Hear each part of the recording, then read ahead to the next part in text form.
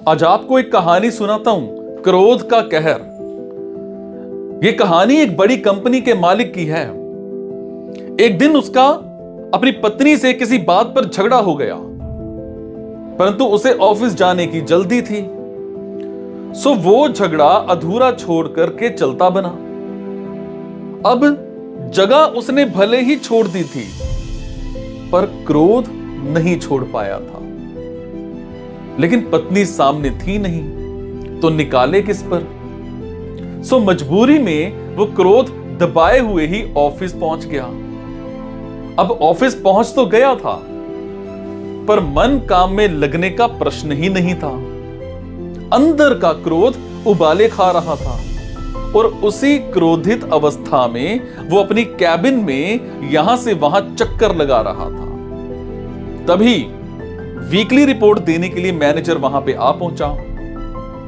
बस उसको अपना दबा क्रोध निकालने की जगह मिल गई। उसने रिपोर्ट देने आए मैनेजर की 2-4 गलतियां जबरन निकालकर उसे बुरी तरह से डांट दिया। अब मैनेजर को अपनी गलती समझ में तो नहीं आई, पर मालिक के सामने वो क्या कह सकता था। बस चुपचाप मन में दबे क्रोध के साथ कैबिन के बाहर निकल आया। अब क्रोधित तो वो था ही, बस अपने कैबिन में पहुंचते ही उसने अकाउंटेंट को बुलवाया। हिसाब के पन्ने यहां वहां कर उसने उसे बेवजह डांट दिया। अब अकाउंटेंट का भी माथा ठनक गया। उसने अपनी बैठक में जाते ही चपड़ासी को बुलवाया।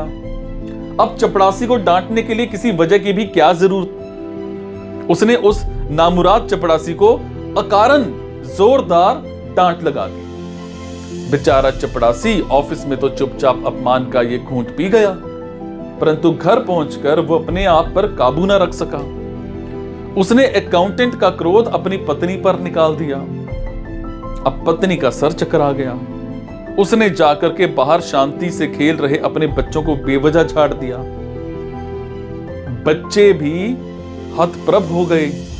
बस मां के जाते ही उन्होंने आपस के बच्चों से मारपीट शुरू कर दी।